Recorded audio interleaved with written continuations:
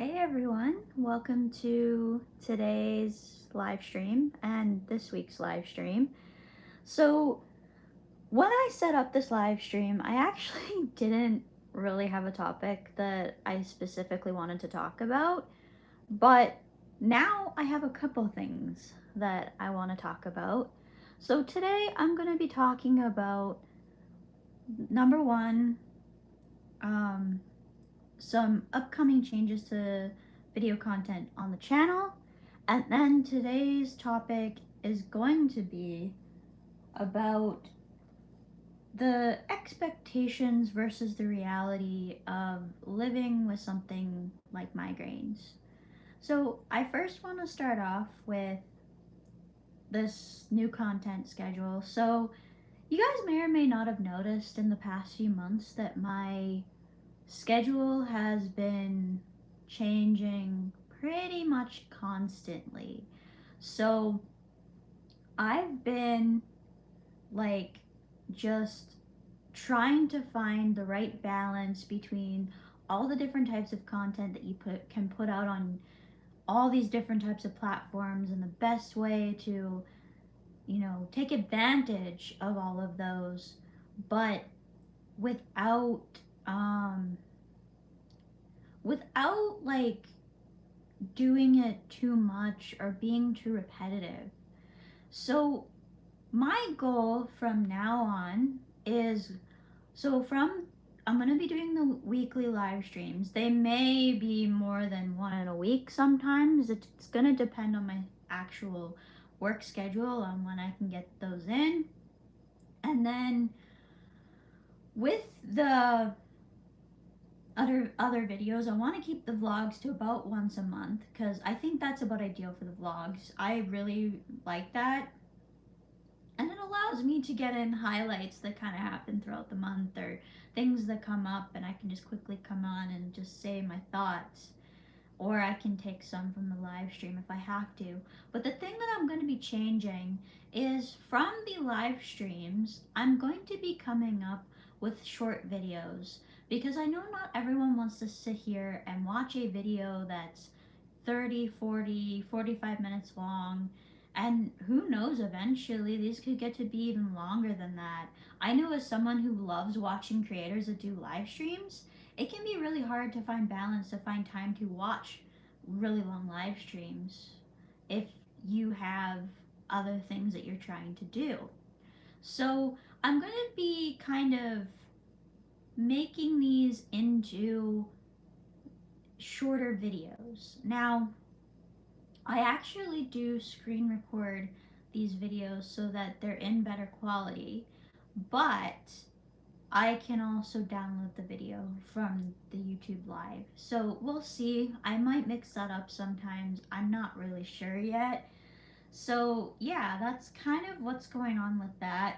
I'm just gonna try and experiment and see how much short content I can get out of it. I'm sure there'll be some times where there's more short content than others, depending on whatever I'm talking about and what I can come up with and how good my actual content comes out. But you'll notice today that there's a short video up now that's new on the channel, and this is actually from last week's live stream. So I can't even remember what the title is because I did like 5 of them this morning. So there's that. But yeah, so that's kind of the plan moving forward about how I'm going to do that. And I'll be able to work on those short videos during either the mornings or whatever to get them out, or after I'm done my shift for the day. Like, they're not hard to do, especially the ones that I'm going to be doing. Like, there's not going to be much editing in them because I don't want to be doing much editing in my videos anymore, except for the vlogs. The vlogs is where I'm going to experiment with all the different types of features with the editing, and that's where I tend to have a lot of fun with the editing process, is with the actual vlogs. So you'll notice that the live streams and the short content probably don't have much editing, just because It's just basically snapshots of the live streams to say if you're interested in this topic, come and watch this specific section of the video. And I'm going to be putting chapters into these live streams so that if you're something that you specifically that you're looking for, you can find it.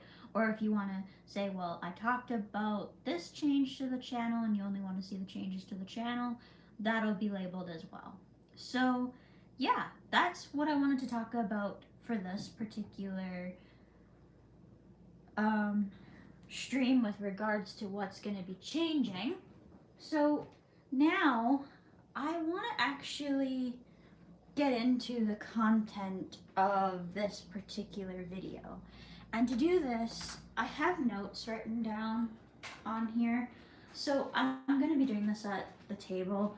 The audio quality isn't great out here, but I want to be able to have a place where I can sit and just talk and be able to look at my book. So, all right, I think that's a fairly good, yeah, I think that's a fairly good angle. I know it might be a little bit washed out from the window here. I'm just gonna close that blind just so that it doesn't get really washed out. So used to having pull ones.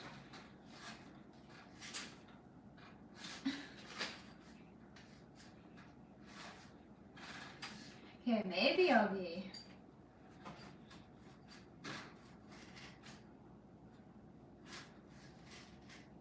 I promise I know how to.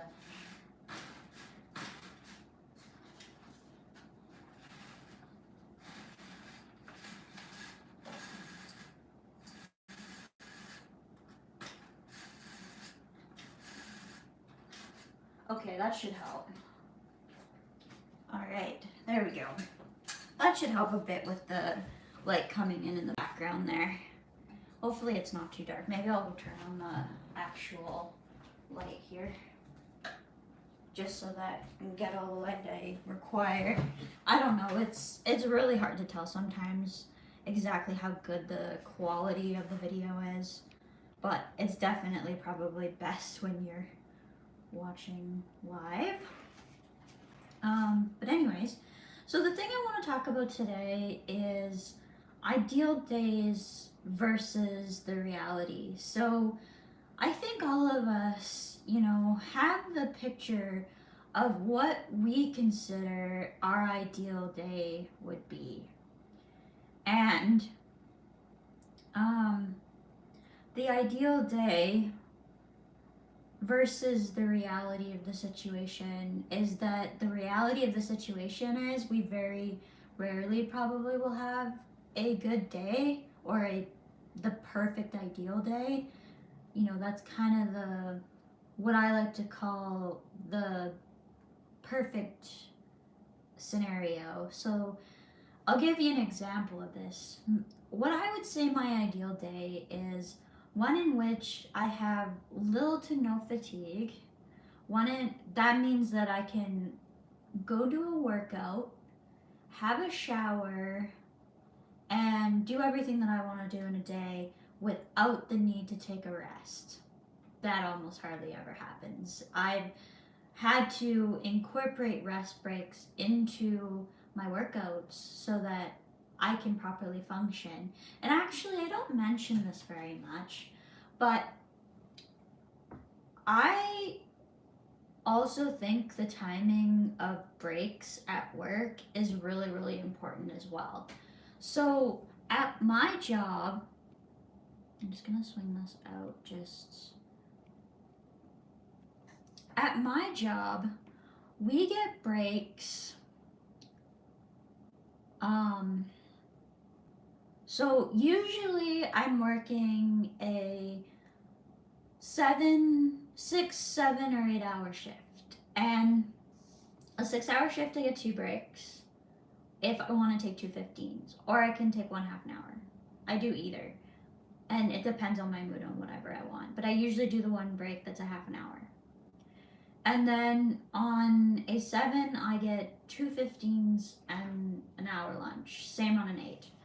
So because we get an hour lunch, we can be scheduled for 9 hours, but that's an 8-hour day. So the timing of the breaks, if they're too much space, can actually have a negative effect. And I don't actually notice this that much because very rarely am I ever working longer than 3 hours at one time. But I have noticed when this happened, what was it? I think it was last week that it happened, that I'm just the timing of the break wasn't ideal. And so I ended up having to work 3.5 hours without a break. That was too much for me. So the timing of those breaks is actually quite important. And I didn't really realize that until, I had that one day where it wasn't ideal. So, this ideal days versus reality, too, brings up an important conversation in that, you know, we may not be having the ideal day, but ideal days are like the pinnacle of everything. So, despite not having an ideal day, you still may have to power through and work through whatever you might be struggling with. It's I have trouble communicating with people who are around me about what actually I mean when I say I'm having a good day or I'm not having a good day. And I think it's because they're equating their definition of what a good day is for them with mine when that's not the same thing. So, this is a really important concept that I actually want to get across and talk about because this is something that I have a really hard time conveying in a short period of time. So, this is something that I need to actually elaborate on. So, basically, my thoughts about this are if I was to stop every day that wasn't that bad, like, or that is kind of just slightly worse than what I consider baseline. So, my I say a normal day for me is when I'm technically at my baseline. So, that means when I'm at baseline, it means that I have a certain level of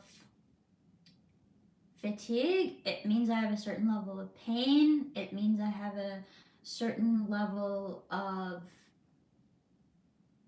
basically just the symptoms that I experience every day. So it might be dizziness, it might be brain fog, it might be whatever. And my ideal day is where those are the minimum it can be, which is generally not zero. So I'm generally dealing with a certain level of pain, a certain level of fatigue. Sometimes I might be struggling with something like stuttering, or my brain, forgets the most simplest of tasks. Thankfully, with um, a lot of things, it's muscle memory, so I just get into a zone and then I'm okay. But there are some times where I struggle a lot with I'll think I know something and then I'll be questioning myself because my brain isn't functioning normally. And that's kind of where I describe that okay, I'm not actually physically stuck in bed, but I have a lower quality of productivity. And productivity is really an important thing. And, it's not something you really consider until it's something that's being affected. So, if I was to have to basically rely on um, having an ideal day to function, it wouldn't happen because very rarely do I ever have an ideal day. I'm not going to say it doesn't happen, and it happens more frequently now that I'm on the Aimovig, and Aimovig seems to be working still quite well. But I'm not going to lie in the fact that there's a lot more days still of lower productivity because I might be in pain, but the I have it basically where I consider it almost baseline most of the time. And so, there's not, thankfully, there's not many days where, wouldn't be able to function at all. But, and I just push through it because that's just the way I am. Like, I was sick for so long in a lot harder of a situation when I was going through what I was going through before I was diagnosed with what turned out to be IIH than I was with the that I am now. Like, almost every single day is never as bad as what it was when I was struggling with the issues that I was struggling with back in 2018 when I was finishing my degree. Nothing is almost comparable to how I felt during that period of time. And to describe that to people is really, really hard. So, like, to say, oh, well, I was so much sicker that, this is nothing. You don't, I feel like I have to downplay some moments, but emphasize that it's still serious in others. And it's a really difficult balancing act to showcase that difference properly. And I feel like I'm never successful with that. Like, often there's this constant, oh, well, I'm in so much pain today, I'm not feeling well, but.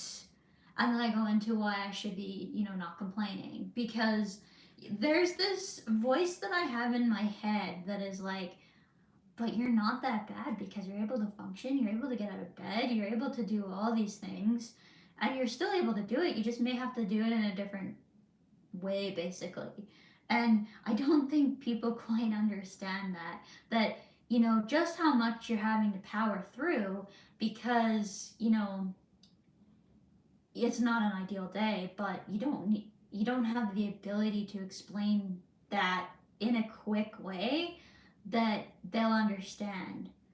And so I really hope that I'm even conveying what I'm trying to get at here. So, this idea of waiting for the perfect day is also not going to happen with me because I want to live the most fullest and best life I can under the circumstances that I'm in without um without missing out on so many things. Like, so when I was at the height of dealing with IIH and migraines, essentially when we were trying to find a medication that worked a couple of years ago, and even not that long ago, really, it's just not a life that I want to live where I'm stuck doing nothing all the time. Like, I get so frustrated when I feel like I'm being held back by something, even though that thing is not technically in my control. Okay, so it's not the life I want to be stuck, you know, just on the couch all of the time, not able to function, not being able to work. Now, when you're in these types of situations initially, you may not have that choice at the start. But I honestly believe as time goes on, you gotta find a way to kind of incorporate the newer reality into your own reality. What do I mean by that? Well, I'm not saying that, people with chronic migraines should, be able to do everything that everyone else can do. Because no, what I'm talking about here is that you're never going to have an ideal day. So take advantage and make the most of it where you can, essentially. So, also, what comes to mind when I talk about these ideal days is the differences between having chronic versus episodic migraines. So, when you have chronic migraine, it's not comparable to having episodic migraine and vice versa. So last week I talked about the differences between episodic and chronic migraine in that one article that I talked about. I highly recommend you check out that stream. And it was kind of the where the differences between the two types of migraines become very obvious, basically. And I think this is another situation where the differences become quite obvious in this case. So My biggest question is when, and I'd like to be able to get in people's heads for this, but I thought of a question, and that is, do people who only have migraines, like episodic migraines, also understand just how bad chronic migraines can be and how they differ? And the reason why I am able to function the way I am is because I'm on a preventative medication, which is Aimovig, that allows me to function as well as I do. Like it works for me. And unfortunately, it doesn't work for everyone who is in this situation. But it seemed to help me quite a bit. Like it's been almost a night and day or day and night and day comparison. I don't even know how I want to specifically word that. But there's a big difference between before Aimovig and after Aimovig, and or I guess with Aimovig because it's not like I've stopped. No, that would be not cool at all. But there's a big difference between when I wasn't taking it compared to after. And, you know, I'm not sure if I get into this here, but, you know, I have this expectation that there are going to be still some bad days, but it never seems to get as bad as what it did before. I can maybe count on one hand maybe the times when I've been not functional at all. And thankfully, those have occurred when I haven't had to work, but I can't even think of where I might be, having to cancel something because of a migraine. Like, are there days where I should be, maybe questioning whether I'm okay to do something? Yeah, maybe. But, you got to make that decision pretty quickly. And I've always said, well, I'll try it, and if I start feeling worse, I'll come home, kind of thing. Like, and oh, sorry guys, I got this thing malfunctioned on me. Okay, looks like we're okay again. All right, so back to where I was. So, do do do do. So like there's never been a time where I've been like, oh, well, I can't function at all today. And that to me is a huge win. Like when talking about productivity is really important because you can have lower productivity, which is still, meaningful in what you're able to do because you have to change the way you do something. But it's never to the point where I'm absolutely cannot do it. And like I said, I'm more likely to push through it because of my conditioning from university. That's what it is. It's conditioning from university. Like, so I don't usually talk much anymore about my experience from university because it was like 4 years ago now. But in that last semester, I learned how to push through stuff like I wish I could describe it because that conditioning, like, I wanted so badly to finish my program that I was willing to do anything to finish it. And I knew that there was probably a good chance I wouldn't be back if I didn't finish it. And I can guarantee you now that I probably wouldn't have gone back. Knowing what I know now, there's no way. I I don't miss school at all. I That's painful because in a way because I love to learn, but I don't miss the stress of testing. I don't miss the stress of assignments. I kind of miss I miss the people a lot, of course. But, when it comes to like the negative aspects of, gaining those credits, which is the stress of, you know, doing well basically and passing your classes and all of that kind of stuff, I don't miss it at all. It's not even a little bit of a missing it. Not even a little bit. So, like when I'm asked now, well, what are you planning on doing in the future? I literally say, I don't know. I'm quite happy right now, and it's because I'm wondering if I'm so happy right now because I'm in a position where I'm essentially like gone up so much from where I was in the bottom that everything now just seems like it's easier than what it used to be when I was at my worst.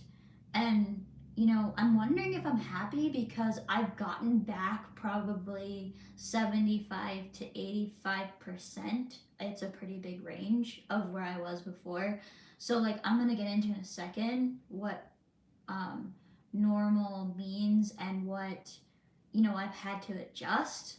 But these adjustments are slowly becoming, to the point where it doesn't seem like it's any different than it used to be. And I still don't like the fact that I have to plan meticulously just to get something accomplished in the day. But, even after acetazolamide, like things are so much easier than what they used to be. So, getting into that, my definition of normal has completely changed since my diagnosis in 2018.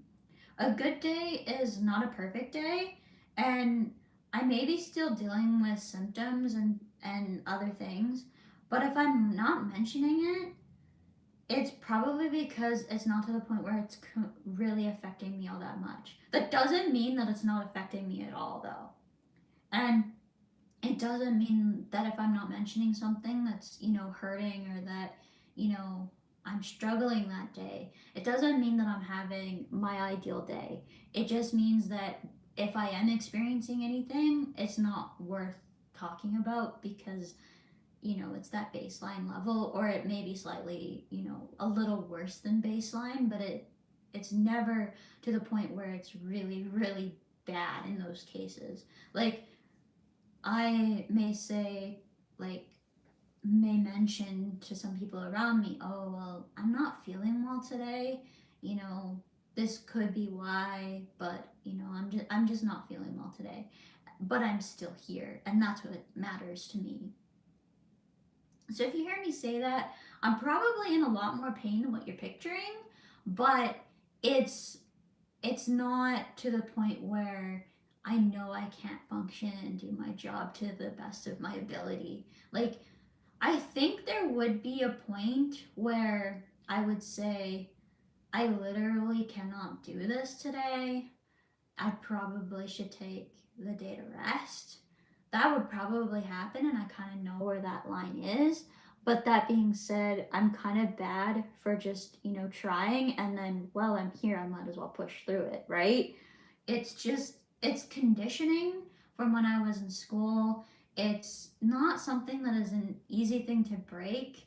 And I feel like I'm one of the worst for, like, you know, not giving myself rest when I need it, and not being okay with not being able to function to the best of my ability. Hey guys, welcome to the stream. Um, so today we're talking about ideal versus the actual reality of living with migraines. So I've been going about 28 minutes now, and if you want to rewatch this, you can go to the start of the stream. I talk about the new video schedule that I have. I talk about and where I want to go with content, and then I get into this ideal versus um, expected and all of that type of reality of living with these conditions and what it means. And this particular topic is one that I particularly am, you know, uh, this particular topic is one that I really wanted to sit down and, talk about because it's one that is not really well explained to people in a short amount of time. So, I was just getting into my definition of normal has completely changed since my diagnosis in 2018. And that was when I was diagnosed with IIH originally. So that would be, I'm coming up on Good grief. 4 years since I was diagnosed with IIH? Wow. That's nuts. Yeah, because I've been out of school for 4 years now. That is just unbelievable. Okay, now that I'm done reminiscing about that, um, so a good day, essentially, what I'm trying to talk about here is a good day is not the perfect day. So I have a definition of my ideal day, and I have a definition of a good day. Those are not the same. And that perfect day almost never happens. I'm not going to say it doesn't happen because it actually has happened since being on the Aimovig, where I've had almost no pain, no fatigue, able to feel like I'm pretty much actually normal, especially when I'm working. But, you know, it doesn't happen all of a majority of the time, and I'm just happy when I can get through the day and do everything that I want to be able to do without any major issues. All right, so um, another important thing about this ideal versus, you know, not so ideal day, but you're still able to function, that I want to talk about today is the energy and fatigue, because this is something I still deal with, but not to the degree that I used to when I was on the acetazolamide. And I've mentioned this a lot, but I do not miss the acetazolamide for so many reasons. One, I don't miss taking daily medications, but two, the next reason why I don't miss it is because the acetazolamide caused me a lot of extra fatigue. So, um, it was, I'm going to use my ophthalmologist definition and say chronic fatigue type level of fatigue. Okay, so Um, I have a lot more energy than when I was on the acetazolamide because this medication was causing me a lot of fatigue. And I remember when I was first put on it, I struggled so much with fatigue that when my family doctor asked how I was doing, I specifically mentioned it. And it was literally something they told me that it was something I was just gonna have to get used to. And it was a big motivating factor in trying to lose the weight and see if I could come off the acetazolamide forever.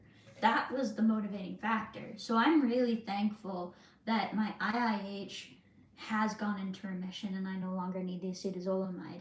And if I have any control over anything, it's going to be keeping it that way because I do not want to be dealing with that level of fatigue. I'm not sure I'd be able to work actually if that medication ever had to come back and come back to the point where I was on even just like I think the highest dose I ever got to was 1,000 milligrams a day.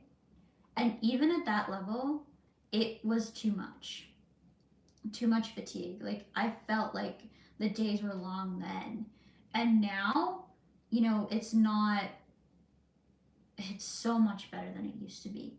Like it's hard for me to exactly explain what I mean by how much different it is. But like now, okay, maybe this will be an example I can give. So, I'm gonna try and use an example here. So, when I would exercise with the acetazolamide, I would have breakfast, I would rest, and then I would go do a workout. I would rest again for probably 10-15 minutes. I'd have a shower, and then make sure to give at least a half an hour, 45 minutes, sometimes even an hour break after that. Now I can eat breakfast, which is usually just a granola bar. You guys have seen my daily routine in a couple of my earlier videos. Not much has changed. And then I can immediately go pretty much do a workout and, 3 to 5 minute break is plenty of time in between workout and shower because by the time I've cooled down, I've actually rested quite well, not being on the acetazolamide. So I don't have to physically sit down in order to actually rest properly, which is huge. Like by the time I've cooled down, I've gotten a pretty good rest in. So my cool down is 9 minutes, and you guys have seen that. I've shared that in the previous videos, the older videos that I've done. So if you're new to the channel, make sure you go check out those older videos. I talk about my exercise routine. It pretty much hasn't changed. You know, there may be some differences, but that stretching routine has never changed. And so by the time I get that done, you know, 3 5 minutes sitting down, and I'm probably good to have a shower. Um, there are even days where I'm feeling good enough I don't need to have a rest at all in between the workout and the shower, but I do try and do that because if I don't have the rest, it can catch up with me later in the day. So that's why I choose to keep the rest in there. Um, so basically, I have a lot more energy than when I was on the medication, but I still require a lot of background planning. And what I do actually is when I get my schedule, I actually plan out the week. So having a schedule and sticking to it is really important. And on my days off, I essentially do what I did before.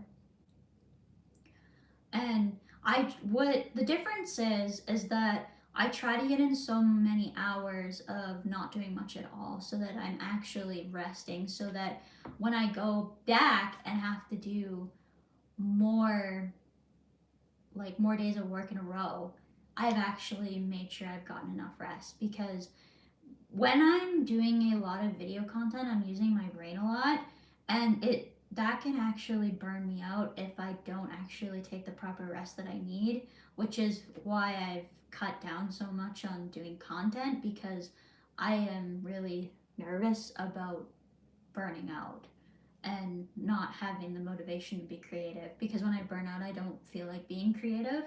And being creative is really, really important when making YouTube content. And, you know, coming up with new ideas, you also need to have your brain functioning properly. But, anyways, so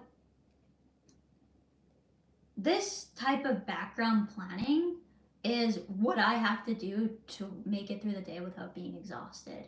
And if there's something that comes up, say like I don't get a good amount of rest, I don't take proper breaks, I notice it and I feel it. And there's a really big issue that happens where I can actually cause pain in the next day. So that whole thing about the overdoing it circle that I have, that tends to happen. And it's not that it's, how do I want to word this? It's not that it leads anymore maybe into a complete day of unable to function like what it used to, but productivity is severely, severely impacted. And I don't know if this is because I'm just so conditioned in pushing through, so that, you know, those days of just, you know, I have to be somewhere, I have a job to do, so I don't have the excuses that I can just, oh, I can just put that off. But now it seems to be that I don't have the excuses, so I find a way to make it through it. But, anyways, so that's kind of what I wanted to get into today about this ideal versus reality. So, and I really, really wonder whether people have any idea or a clue as to the amount of work that it takes behind the scenes in order for me to make it look like I'm completely normal when I'm out in society. Because, you know, it's not something that's easy to talk about, and it's not something I can describe very easily. Like, I've been going on this like for probably half an hour now in order to get, you know, this topic talked about. Like the first 5 10 minutes was just me talking about the schedule and videos that are coming up. But anyways, so, you know, I just want to make sure that I've covered everything here. But essentially, it's conditioning that allows me to do what I do now. And it's conditioning from my degree, and I'm not sure whether this is positive things all of the time. Like, I think it's important to be able to push through when days aren't, maybe perfect, or you're just slightly worse than what you normally are. But the days where, where that fine line of, am I really okay to be functioning today, is there, and pushing through that, I wonder, is, you know, something that I shouldn't be doing. But, I'm happy that I'm able to do as much as I am able to do nowadays. Like, if I would be able to tell myself that I would be in this position even a year ago, I would have like probably laughed at myself and gone, there's no way. There's no way, that it's going to ever be that good again. And that's why I've kind of, just allowed my platform to be my venting space and be as normal as I can out there, because, you know I am probably at the best I'm going to be at. I gotta be honest. I can't see it getting much better than it is right now. Like, I had been on the Aimovig now for several months, and it continues to get better. There are still times where I struggle. Like, I'm at the worst time of the year right now.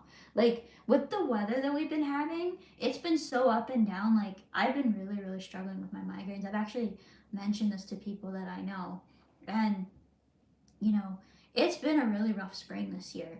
I can't imagine what it would have been like had I not been on a good preventative for migraines, because this preventative is even struggling sometimes. Like, I was feeling really, really rough. What was it? Last week, when I had all of those things of my period, the weather going up and down, and, being extra fatigued. I think I'm going through a little bit of transitionary period in my meditation journey where I've kind of got this, deeper emotions coming out. So that's maybe resulting in some negativity in, my um, ideal, what I consider to be ideal, anyways, life. And, it's a struggle. Okay, let's see here.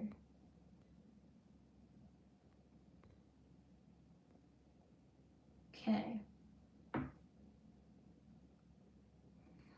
Okay, Jake, I found your channel when I was researching IIH. I believe I also might have it, but unfortunately I've not been diagnosed yet. I was also prescribed acetazolamide, but have had the same side effects. Yeah, it's interesting that they put you on acetazolamide right away, but first of all, I'm sorry to hear that you might have IIH. I'm not sure if you're actually, you sound like you're male, which would be, make you not in the category of needing to lose weight. That only applies to the females for some reason.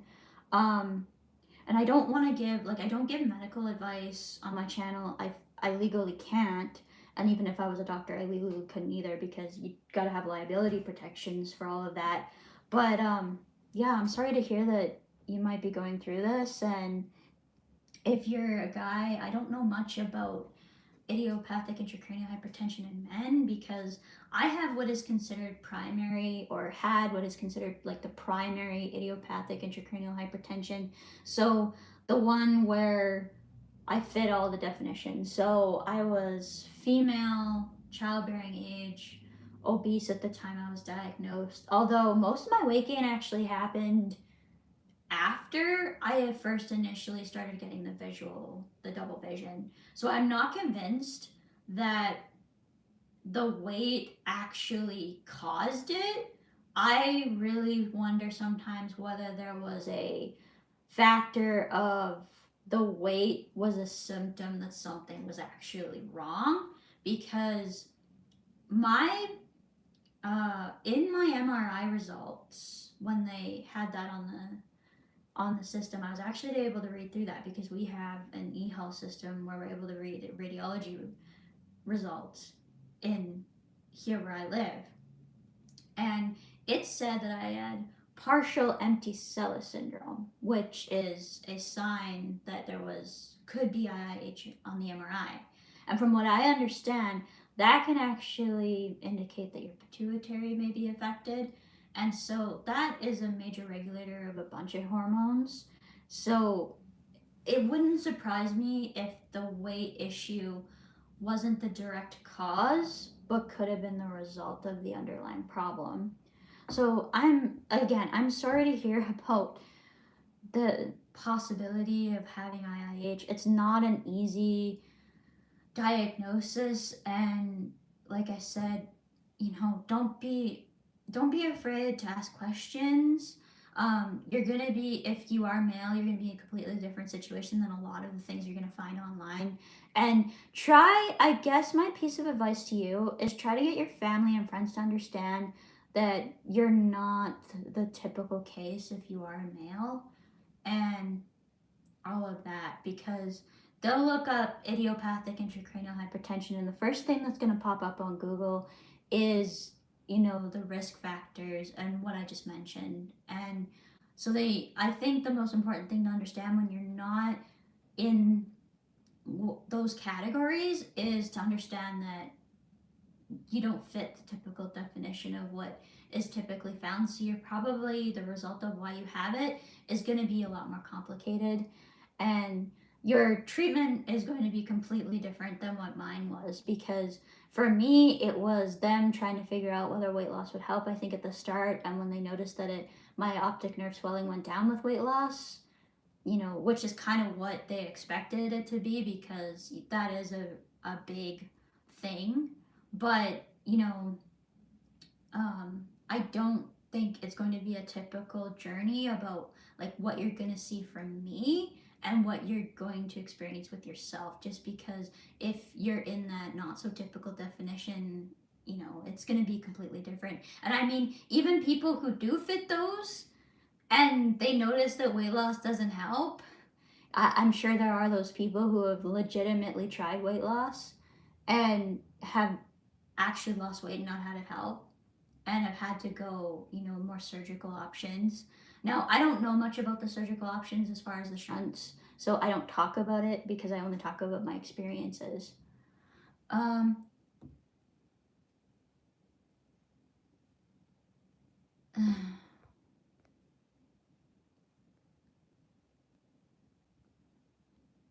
just trying to get to the chat here.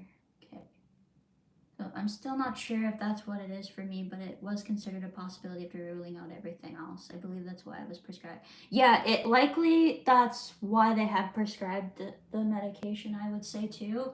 But um, if you're seeing your neurologist, I would just simply ask the question about if that's whether what they're treating you for. When I went in for it I recommend that you check out my diagnosis story. It's quite old, and do the abbreviated one, not the one that I initially uploaded. I don't even know if I have that still public on the channel, but do the summary one, and I go through my diagnosis process. But what I want to get at with this particular section is just say that um, when I was diagnosed with IIH, like I went back after everything was done. So they did the MRI because they needed the results from that to know where to go next. Then they got that thing about the partial empty cella. So that kind of led them to that. And at the same time, I was sent to an ophthalmologist to see if there was why I might be having the double vision. I'm pretty sure my neurologist had an idea in mind about that with having the MRI at the same, relatively the same period of time. But so the ophthalmologist was able to determine that my optic nerves were swollen, and he said, okay, so with the swollen optic nerves, chances are that you have IIH, but they're gonna need that spinal tap and the results of that spinal tap in order to definitely conclude that that's what it is. So after I had the spinal tap, my pressure was 35, and I believe anything over 25 is considered high. So my pressure was 35, and when I went in, I knew immediately after that I had IIH. But it wasn't until I went back to the neurologist and they actually physically said, you have idiopathic intracranial hypertension. We're going to start you on acetazolamide today. And so if you haven't had that clarified by your neurologist, just ask the question. And if they still are like kind of bouncing around, it means they may not be for sure. If you haven't had a spinal tap, that may be, I'm guessing that might be why they haven't actually definitively said that. And, but I'm guessing that if they started you on acetazolamide at this point, that they probably won't do one, because I think that they need to have you off of it because it could give them an inaccurate reading. I don't know much about that. Like I said, I'm not a medical professional, but that's what I've gotten to understand from the whole thing. So I hope that helps, and I just want to say again, just good luck in your journey. And if you find out that that's for sure what it is, I hope that they're able to find a treatment plan that works for you. But anyways, I am running out of voice here because I'm going on 50 minutes. So again, just thanks for joining me if you joined me during the live today. And I'll see you guys next week for the next one. Make sure you're looking out for the short videos. And yes, Jake, thank you. You're welcome. I'm hoping that that helps a bit, and that, like I said, good luck on your journey, because it's a scary thing to be dealing with. And when they talk about things like losing vision and stuff, I think especially, we can all live a fairly good life even when we lose vision or have a disability, but if you can protect that at any amount, it's an important thing. And although it may not be specifically life threatening in a way where terminal diagnoses can be, I still think it's a really rough thing to be diagnosed with anything, and particularly with, if you don't fit the typical category. Like, even the typical category of IIH is considered to be rare, but then if you don't fit it, you're even more rare. So just know that you're not alone.